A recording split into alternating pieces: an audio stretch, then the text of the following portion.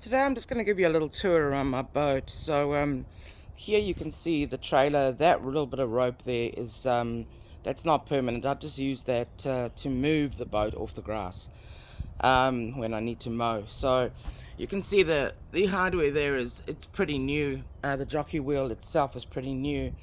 The winch is in really good condition. It works amazingly. It's got a bracing plate there which holds it in place, and up here is where the anchor is and where the anchor lowering is, and up there is the anchor well. And there's also a anchor drain over here. You can see the anchor drain.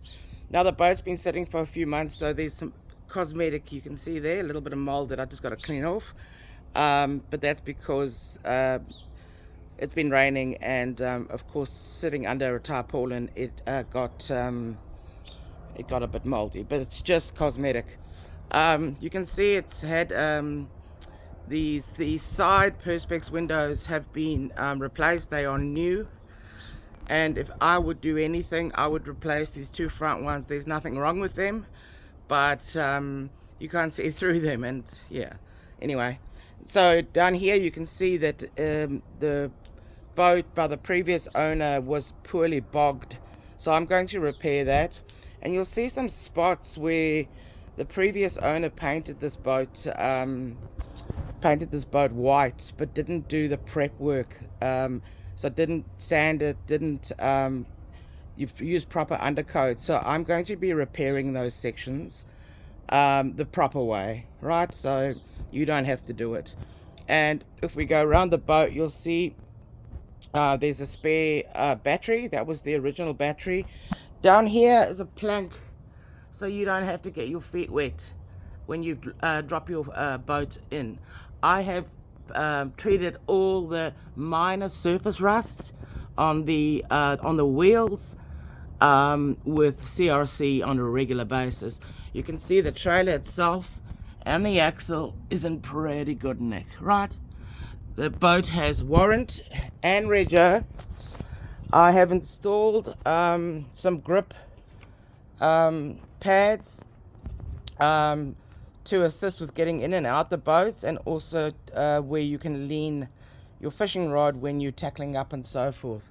It's got a Lowrance Fishfinder. It's got a bilge pump, and you can see there is the control panel. It does have a light that works, and it's got everything except the VHF aerial. You can see all the electronics in here, right? So, you know, I could put a box around that because it looks untidy, but I haven't found it necessary. You can see the light pole, it's not sitting square, so I'm going to fix that. And you can, if you have a look in here, you'll see there's two brand new squabs, and these squabs have storage underneath, and it's very clean and tidy under there. The floor is very sturdy. There are no soft spots, and if you look there above, it's got a hatch. So that hatch I have recently repaired because it came off because it had poor hinges. So it's got brand new hinges on it, and I've sealed any holes that are in there. If we come around the boat here, you'll see it's got very good tires. Brand new bearings were put in by the previous owner, so it actually failed the warrant when he took it last January. It was January 2024 for a wheel bearing, so I actually paid for that wheel bearing to be replaced, and he replaced it. Their seats are an interesting choice, but you know what, they work. So this is a normal boat seat, and that is an office chair, which is, it's interesting, but let me tell you something, it's comfortable to sit in it, and it's really good on the chop. You'll see there, I am currently working on this. It's purely cosmetic. I've gone around and I've plugged all the holes, and I've sanded all the surfaces that are uneven. I have installed 3 new rod holders there.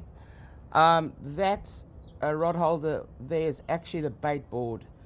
So the bait board folds up. Underneath here there is a fishing rod holder there, and there's another one over there. That's the tow tank.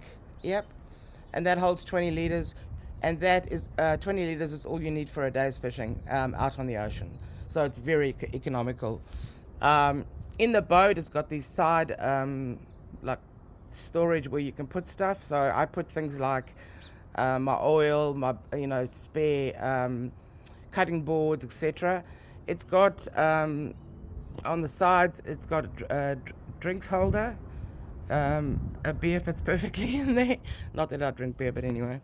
Back here, you can see it's got a step. Now, I don't. This step, I imagine, is to make it easier to get onto the boat from the water. It has a Tohatsu 30 horsepower, which is more than capable of powering this boat. She's certainly not a speed boat, but she gets me to where I need to go. And this motor only has 30 hours on it. I bought it with 22 hours on it, and I've only put 8. There you can see it's got an auxiliary bracket. Now that bracket folds down, and I have successfully fitted a auxiliary motor, which I highly recommend. I can actually point you in the direction of a really economical brand new one, which I've just bought for my smaller boat. Down here you can see these 2 steel sections. Now the way my driveway is shaped, or the gradient, those things scrape, so they have been bending backwards, and slowly but surely they are scraping less and less and less. If we go around and look at the boat like this, it's got electric everything except trim and tilt, and the anchor needs to be lowered manually because there's no winch. I haven't found a need for a winch, but she's electric start, and she starts first pop every time.